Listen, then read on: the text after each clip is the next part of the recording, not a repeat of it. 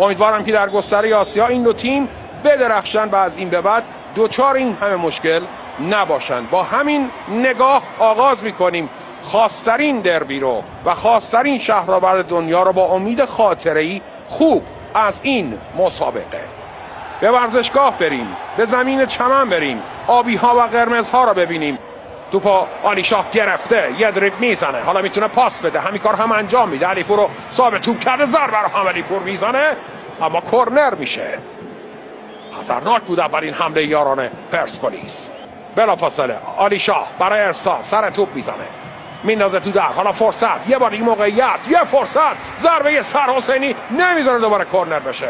یه اشتباه از خود حسینی که بلافاصله ببین از داور چی، کرنر دوباره کرنر. شاید بهتر بود که حسینی میذاشت توپ بیرون بره، چون در شرایطی نامتعادل چیزی نمونده بود که به حریف پاس گل بده. و همچنان هم متاسفانه میبینید دیگه لیزر و اینجور چیزها دیگه. کاش که برخورد جدی با این رفتارها بشه. میلاد محمدی ارسال به روی دروازه، سردار درسون ضربه رو میزنه، باز کنار دروازه توپ بیرون میره. همین بازیکن 7 گل ملی هم در تیم ملی ترکیه زده. نگاه کنیم اینجاست که سردار درسون از این زاویه هم نگاه کنید با فاصله کم توپش به بیرون میره. درسون جا موند، استقلال حالا حمله میکنه، ضربه رو هم میزنه و گندوز توپو میگیره. اولین حمله جدی استقلالی ها و گرمای بازی او رو گرمترش کرده. پرتاب هم انجام میده، ضربه سر زده میشه. رافائل میخواد ضربه سر رو کاملش کنه، برمیگردونن. حالا فرصت برای خود رافائل، یه بار دیگه باز هم فرصت. همچنان استقلالی ها و پرسپولیسیا در منگنه برمیگردونن. نهایتا خطا. ببینیم نظر داور چیه. دعوا بالا گرفته بین چشمی و بازیکنان دیگه که امیدواریم خیلی هم دیگه از این جدیتر نشه و بازیکنان به رفتار خودشون مسلط باشن که خوشبختانه هستن و بلافاصله کار و قائله تمام میشه. ببینیم اصلا داستان از کجا شروع شد. از اینجاست. ضربه سر زده شد، عوض میکنه، میاره این بر برای رامین رضاییان. رامین حرکتش رو شروع کرده. رامین رضاییان میتونه حتی شوت بزنه، میزنه به پشت دروازه‌بان. میتونست که دروازه باز بشه. حالا یک گل را آماده تو چارچوب دروازه پرسپولیس هاست که اینجا میبینیمش. یه بازیکن آماده این وقت تو ترکیب استقلالی هاست. نگاه کنیم یه حرکت قشنگ، همون که گفتم بهتره که اینجوری ببینیم بازی رو قشنگ و قشنگتر بشه. این مسابقه لذت ببریم از این فوتبال. چقدر حرص بخوریم برای فوتبال. بذارید اینها بدرخشن. حالا رامین خودش کرنر رو میزنه، باز هم ضربه. فرصت برای استقلالی ها در محوطه جریمه. استقلالی ها میگن پنالتی، داور چنین نظری نداره. نگاه کنیم صحنه رو.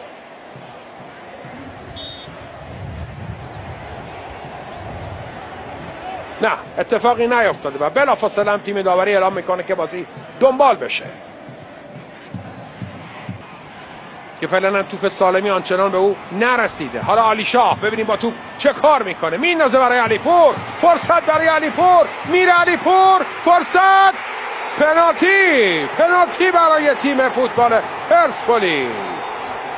پنالتی گرفته میشه. چه پاسی داد امید علی شاه، چه پاسی داد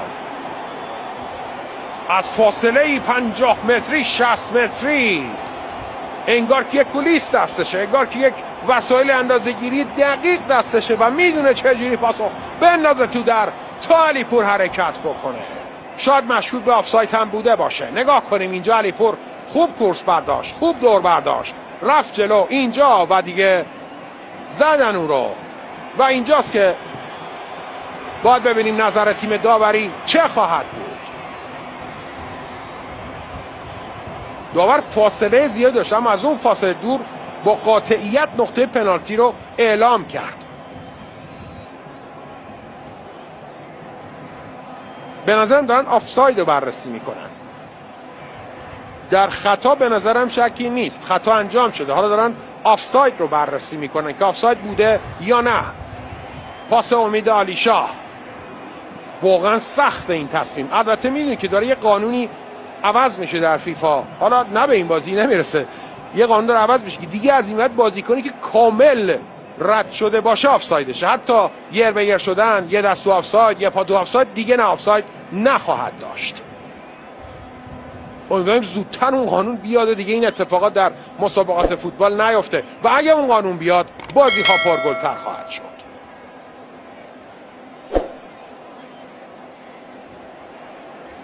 ببینیم نظر داوران چیه.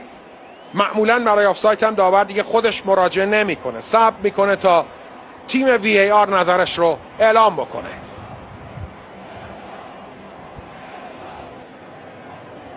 انگار دارن به داور نکته ای رو میگن. نکته چیه؟ نکته چیست؟ آیا توپ درست رد شده و پنالتی است یا نه آفساید و باید بازی رو از وسط نیمه تقریبا شروع کنن و ادامه بدن؟ داور کارت زرد هم میده.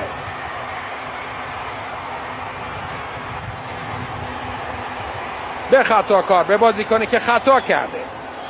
رامین رضاییان فنر، بین فنر و بشیکتاش. حالا یک پنالتی هیجان انگیز در ورزشگاه آزادی. سردار دورسون ضربه رو میزنه و میگیره. یه بار دیگه فرصت. سردار دورسون توپو نمیتونه گلش کنه و حسینی توپو میگیره. ببینیم نظر داور چیه. میخواد پنالتی رو تکرار کنه. نظر چیه؟ آره میخواد تکرار کنه پنالتی رو. پنالتی تکرار خواهد شد. چه هیجان. نگاه کنیم چرا باید این اتفاق بیفته. شاید همون آره اومده جلو حسینی. نگاه کنیم قبل از ضربه حسینی اومده جلو. نگاه کنیم مشخصه قبل از ضربه حسینی حرکت کرده. تقریبا نیمی استقلالی نیمی پرسپولیسی. همه هیجان دارن چه خواهد شد. همه دارن به سردار میگن که چه بکنه. پنالتی زن عوض شد. کنانی میزنه. مخالف انگار. ببینیم چی میشه بالاخره. انگار مربی مخالف بود. یک کنانی ضربه رو میزنه و گل برای پرسپولیس. نتیجه 1-0 میشه. حالا حسین کنانی زادگان دوباره به عنوان پنالتی زن قهار پرسپولیسیا به میدون برمیگرده. نگاه کنید چه خبره تو جایگاه پرسپولیسیا. اینجا نگاه کنید دخترای پرسپولیسی چی کار میکنن. چه هیاهویی در ورزشگاه به پا شده.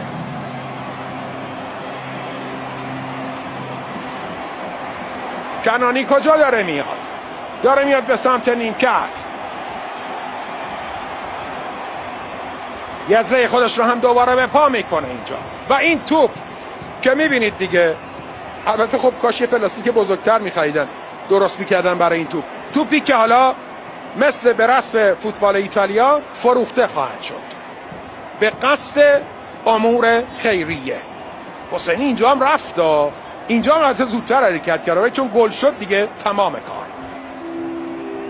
باید کسب درآمدی بشه. اینجا هدف کسب درآمد نیست. اینجا هدف امور خیریه است. علی شاه دوباره حرکت میکنه. فرصت داره. ضربه رو هم میزنه و توپ به بیرون میره.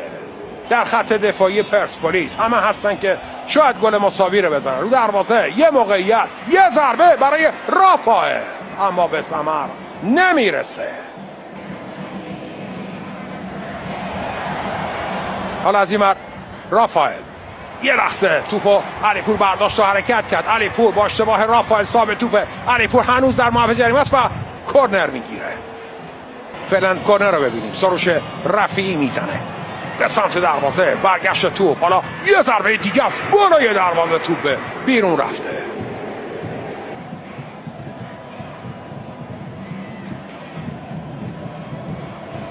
میبینید صحنه رو که چه اتفاقاتی روی دروازه برای پرسپولیسی ها و استقلالی ها.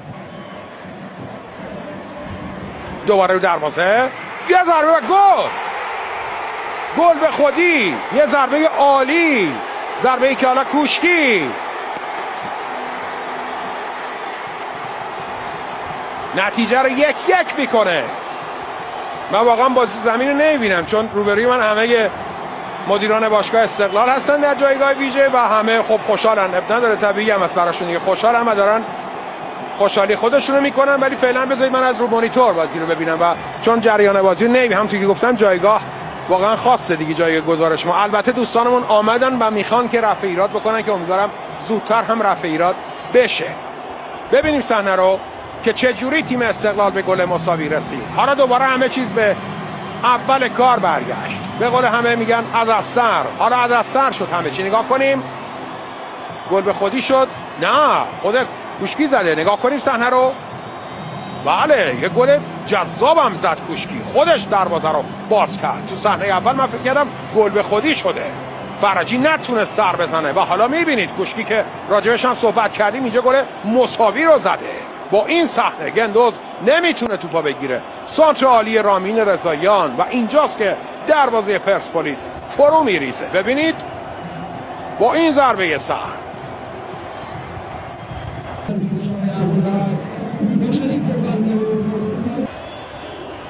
ضربه ایستگاهی برای یاران استقلال. رامین رضاییان میزنه ضربه سر و گندوز توپو بر میگردونه. یه فرصت برای علیپور. علیپور حالا به سمت دروازه. خطا و کارت زرد برای گندونگ.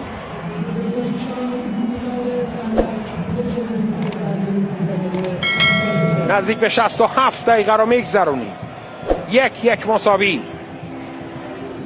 هیجان در سر تا سر کشور، حتی خارج از کشور در اوج خودشه. هر کس تلویزیون داره، هر کس داره شبکه 3 و فوتبال برتر رو میبینه، در اوج هیجانه.